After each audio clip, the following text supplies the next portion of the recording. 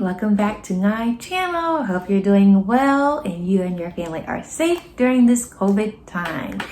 Hey, my name is Sherry and I am a fourth year medical student at Ross University School of Medicine, and I am back with another video. If you have not already read the title, today we're going to be talking about second year, more specifically third semester, and I will try my best to fit in fourth and fifth semester because I did curriculum track. So let's back up for all of our newcomers. So after you finish your first semester at Ross, at the end, you have the choice of doing curriculum versus the accelerated track. The accelerated track is in 4 semesters and the curriculum track is in 5 semesters. So the difference is between curriculum and the accelerated track is that curriculum, it gives you a little bit more time to consolidate the information. You get like maybe 1 week or 2 week break sometimes in between each block. And you could use that time as your advantage, not going to the beach. If you're going to pay for extra semester with loans, you need to be using that time to study for your boards or preparing for your final exam. I use it for getting ahead as well as consolidating the information and studying for my step 1 exam. So I have my notes here. So if you see me looking down a couple of times, just trying to make sure I stay on track, as well as the resources that I use are right here. Is some of the questions that you guys asked me were here. So now that we got the curriculum and the accelerated track sorted out, I chose curriculum track, if you haven't noticed, because I wanted a little bit more time to study and make sure I knew the information. Some people do accelerate, some people do curriculum, whatever floats your boat, to each his own.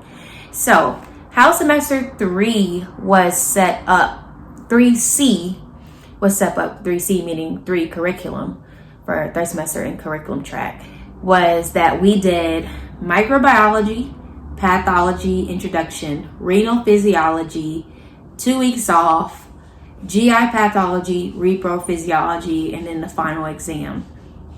If I'm correct, if I remember correctly, I am a little bit older now.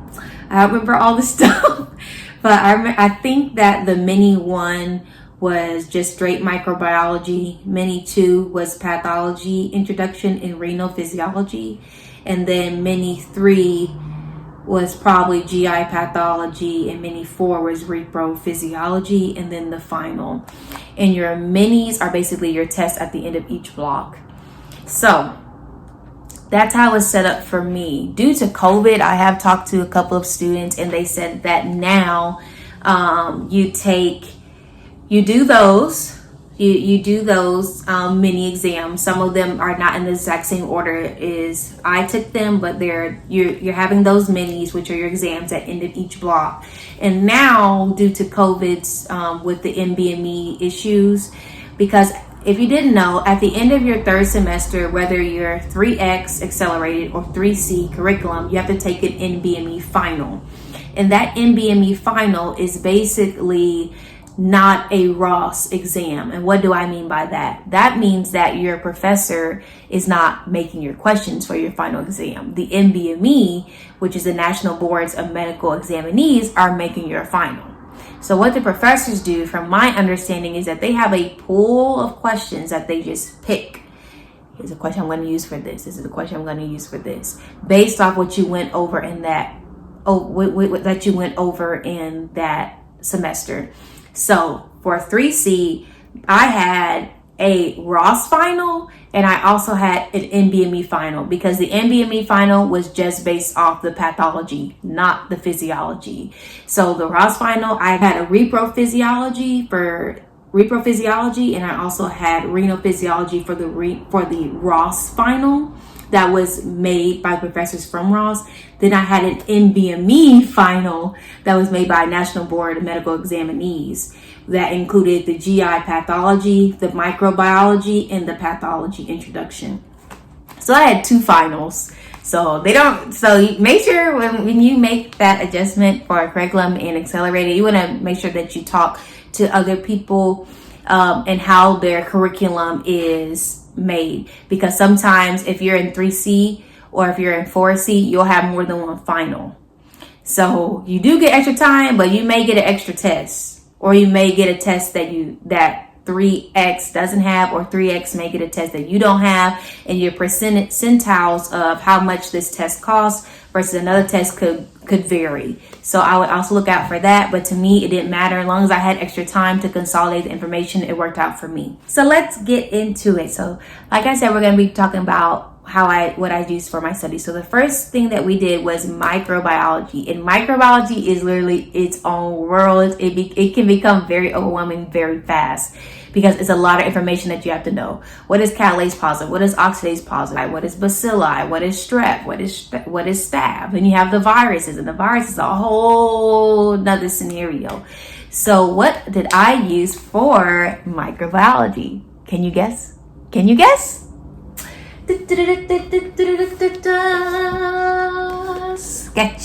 Sketchy micro. So you know I love sketchy. I have sketchy everything. I have sketchy micro. I have sketchy farm. I have sketchy path. I have sketchy IMPs. I have sketchy everything. Just take all my money, because I love sketchy. I spend so much money on sketchy. It's ridiculous, because I love you guys. So let's just go into how sketchy is. So sketchy is basically a visual tool that helps you remember things in a different but fun way, in like cartoons. So, and this is the book that you can buy in addition to your sketchy subscription. And in here you have like your table of contents, things of that nature. And when you go into say for instance, y'all are going over gram-positive cocci. So yeah, Staphylococcus aureus here. So everything that you know, that you like 98% of everything that you need to know for staff, for your boards, for your shelf exams when you're in step 3, because yes, this stuff comes back, or things for your Ross exam. I believe Ross goes a little bit more in detail than some of the stuff that you learned in the step 1 book.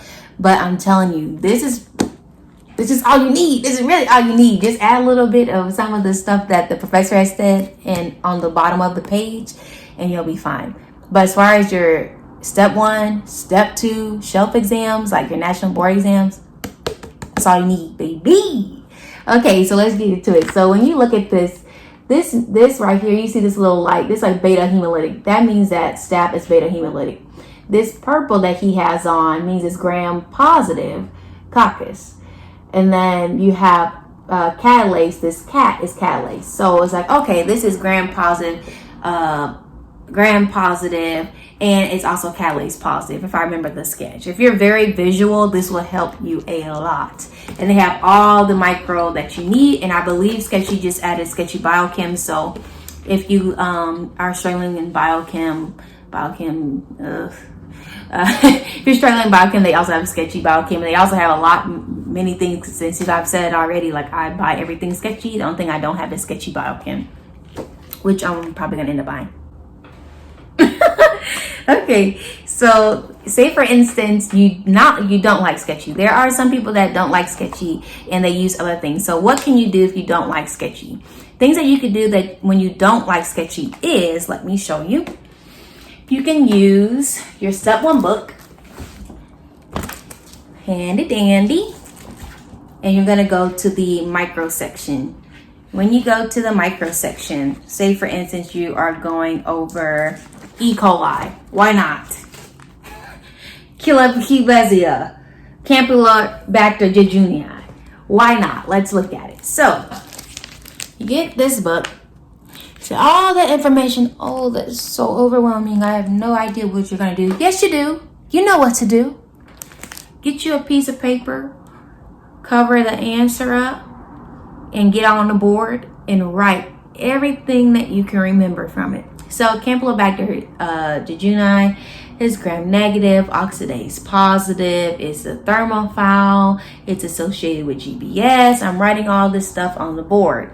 And now I'm writing on this stuff on the board with a specific color, say black. I'm writing this stuff down on the board. And then for the stuff that I didn't remember or I didn't get correct, after I look at it, I say, oh, I forgot that it was oxidase positive. So, and I forgot that it causes bloody diarrhea, especially in children. So I'm going to write in a different color, red, and write on the board bloody diarrhea, especially in children, oxidase positive. So when I reread everything, I see what I remember and what I did not remember. And that red kind of signals in your brain like, okay, I did not get that right. Let me make sure I get that right next time. So I do that for that one. And then I go to the next one.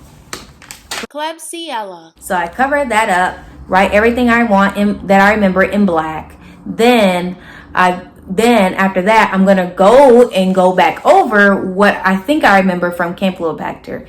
And then after that, I'm going to release the piece of paper, and then I'm going to write in red, okay, I forgot that it causes dark red currant jelly. I'm going to write that in red. And then Campylobacter, I got that it was oxidase positive, but I still forgot that it causes bloody diarrhea. So I'm going to write that in red. And then I'm going to reread that stuff on the board and be like, I remember that. I didn't remember that. So you could do it that way. Or what you could use is Anki. Anki is a digital way to make your flashcards, and it forms a specific algorithm that when you're writing down your flashcards, like say for instance, I didn't think I remember that flashcard, so I'm going to put it in 2 days. It's going to do it automatically in 2 days to see if I remember. So you could use that, or you could use regular flashcards and write it down. The main key with micro is repetition. There's really no other way around it. Whether if you have to make diagrams for you to understand, or if you have to use flashcards, or if you just have to use Sketchy, or if you just have to read it and just write it 5 million times. That works too. So the key for Sketchy is, the key, that's how you know I'm a sketchy fanatic. The key for micro is repetition. And of course, you cannot go anywhere without questions. You need questions. So what did I use? So of course, like I said before, I used the USMLE RX360. USMLE RX360 has flashcards that are directly from the book. They have videos and they have questions. And those videos, remember, go exactly with the book. So if you didn't really understand what the professor was saying, or you need a little additional help, it provides all the videos that you need for that. So I use the videos. I didn't really use the micro videos, but sometimes I use it because Sketchy was enough for me. But I just made sure that after I watched the Sketchy that it matched everything with the step 1 book, and like 9.9 out of 10 it did. So I use that, and I also use the USMLE RX360 questions. You just click microbiology, and then you just do the questions. And I did the questions on tutor mode. To me, tutor mode worked fine for me, and I was able to jot down because if you notice in this book, there is a lot of writing. And where I get those questions from, where I get those writings from the questions. So you'll see randomly I'll have in red answers from questions that I got wrong or I didn't remember. So I used questions from USMLE RX 360, and I did use UWorld because Ross provides UWorld to all of his students. So you could use that, and you could also use pre-test microbiology. I know this is the biochem book, but pre-test literally has every subject you can think of with microbiology, and it breaks it down by gram positives, things of that nature, and you could do the questions for that. You always want to do questions. Do not be afraid to do questions, because at the end of the day, everything is going to be a test. Medical school requires lots of tests and to get used to taking tests. So you can use pre-test, you can use USMLE RX 360, which I highly recommend, and UWorld, which I highly recommend for some extra questions. Okay, so that's micro. So the next one is pathology. And if you have not met my dear friend, honey, you better get to typing www.pathoma.com. This is the book for pathology. I'm telling you, it's such an easy read. This book is the book and the videos come together if less than $120 that you can get it for. And it's really good. It's very straight to the point. I don't really know anybody who does not like Pathoma, because it's very good book. It's very good resource. And basically what I did, like I've showed you guys before, I have my presentation from from the professor, and I watched Panopto. I did not go to class. I had that here. Then I had my Pathoma book on the side. At the first thing that we did was growth adaptions and cellular injury. So I believe it was Dr. Ara who did pathology, and I think she still does it at Ross now. The things that we went over was like hyperplasia, hypertrophy, dysplasia, metaplasia. Then they talked about Barrett's esophagus and things of that nature. And this book literally has everything that you need. Another book that Ross gives you, I can't remember the exact name. It's like Dr. something Robertson, and it's a pathology book that they always reference from. There's WebPath for pathology, as well as here it is. It's Dr. Robbins and Katrina Pathology Basics of Disease, and I highly recommend doing their questions. Do their questions. If she's going over cellular injury after that lecture, do those questions. Those are the questions that she's going to ask you to do anyway. When I was there, it was actually I really liked that book. I finished that book in its entirety with all those questions, in addition to the USMLE RX 360 questions that was available to me. So I used the general, and it's going to be under general principles of pathology if you use USMLE RX 360. But I used that, as well as the Robbins and Catron Pathologic Basis of Disease 9th edition question book. Make sure that you're able to apply your knowledge to a question, because at the end of the day, your board exams, your comp exams, your shelf exams, everything is based off a question. You have to be able to apply it. So I would highly recommend doing those two things for pathology. So after pathology, we had renal physiology, and again, like I've said before in my previous videos, is that you can use BRS physiology, or you can use Dr. Costanzo's physiology. So let me show you really quickly the difference. So with Dr. Costanzo's, it's basically by the same person. It's just basically two different ways to understand the information. So with Dr. Costanzo's, you see how this is a lot of words, right?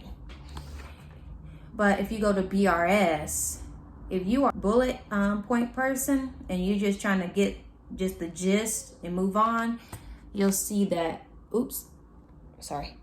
you'll see that it's very bullet point, short and sweet. I use a little bit mixture of both, but to be honest, I use Dr. Costanzo's physiology book because I like to have more of a picture. I'm not very good at bullet points. It's too cut and dry for me, but a lot of people really liked it. So I recommend for physiology, both, either or. With renal physiology, it was a little bit difficult for me because it integrated math and science, and math is not my friend because you have to be calculating GFR and the renal blood flow and things of that nature. But once you get renal, it sticks. But it took me some time to understand renal. I honestly don't think I fully understood renal until I got to pathology.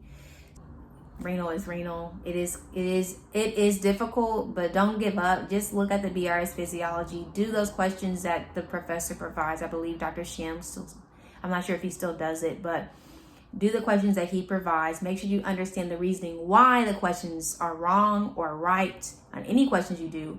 And you also want to do some pre-test renal physiology questions for him. After that, we had 2 weeks off for 3C, and then we had GI pathology, which was one of my absolute favorites of that entire semester. GI pathology was a lot of fun. Of course, I used during those 2 weeks off, I went ahead and reviewed the GI physiology, so I knew exactly how to integrate it with the GI pathology. So during those 2 weeks that I had off, I reviewed, as well as I did GI physiology to make sure that I was able to understand the pathology and the reasons why things were messed up. So during that, I used the USMLE RX 360 videos, going through the first part. The first week I went through the first part of physiology, making sure I remembered, and then the second part I went ahead and started looking at the pathology videos. portion of the videos. I use USMLE RX, and of course I use Pathoma. Like, you're not going to go wrong with Pathoma, and it really helped me. And you have to remember in these blocks, yes, it's GI pathology, but it's not just GI pathology. It's also going to integrate micro, so all your GI bugs, your Campylobacter, your E. coli, and also your farm. Don't forget your farm. Like, you cannot know everything about it and not know how to treat it. So every block that you have, you have to remember that you have farm. And of course, what other way to understand farm is sketchy farm. If you don't like sketchy, you can use the McGraw-Hill's farm pharmacologically flashcards. Those are actually really good. I was using those at first, but I'm not the biggest fan of flashcards until I found sketchy, and that really helped me. And I'll leave that on the side here so you know exactly where to get it. And it's super cheap from Amazon. That really helped. Or you could form your own flashcards or use the flashcards on USMLE RX 360. Okay, after GI pathology, we had repro physiology. And again, you're going to either use BRS physiology or Dr. Costanzo's physiology book. Those will be more than enough to help you. I think the main thing with repro is a lot of people think that it's just pregnancy, and it's not pregnancy. You have a lot more things going on. And repro physiology is a lot about the hypothalamus pituitary axis. So your positive and negative feedbacks, your menstrual cycle, it deals a lot with hypothalamus pituitary axis. Even with the pathology goes back to the hypothalamus pituitary axis. So I say if you really get down the hypothalamus pituitary axis and you understand, you'll be able to easily understand the pathology as well. Because renal physiology and pathology, that's probably like the most, like, you have to know, like that and endocrine, you have to know those hypothalamus pituitary axis questions. So that was basically what I did for the repro physiology and all of the things for that. So now that you're in third semester, the thing is, after you take your minis, which are basically the tests at the end of your blocks, at the end, you have to take an NBME final.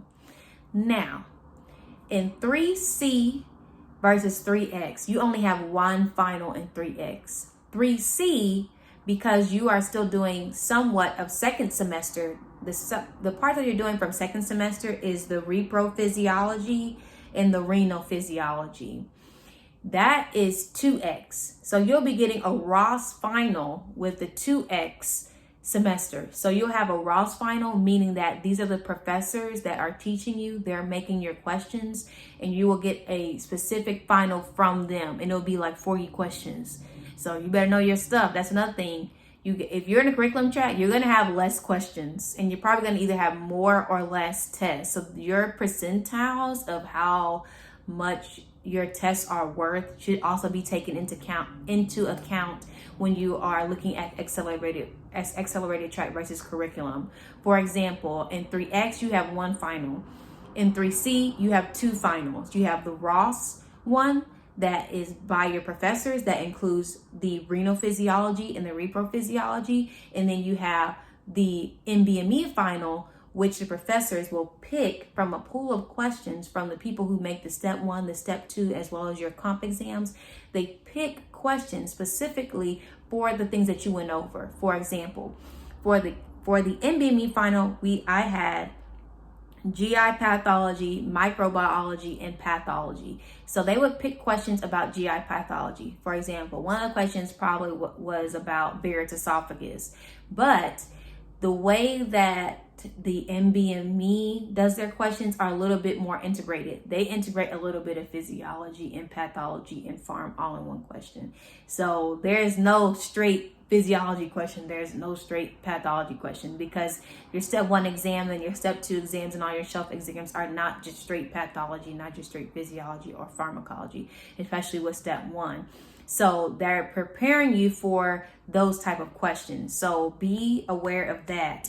But if you do the things that I've said, like you're doing the USMLE RX questions, you're doing the questions from the professor that have given you the questions, as well as using your step 1 book with the presentation that you are given, you will be fine. You'll be more than prepared for the Ross final as well as the NBME final that they choose.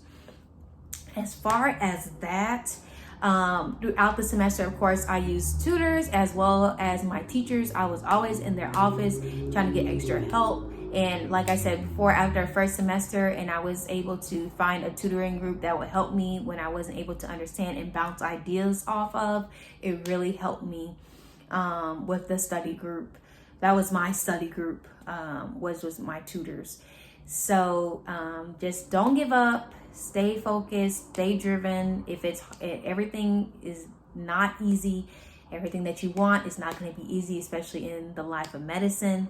Oh, and one more thing, sketchy. I didn't have this during my time because when I was doing third semester and fourth semester, I didn't have sketchy path, but they do have sketchy path for pathology. They don't have like cellular injury and things of that nature, but they do have everything else, like GI pathology, acid-base disorders, things of that nature.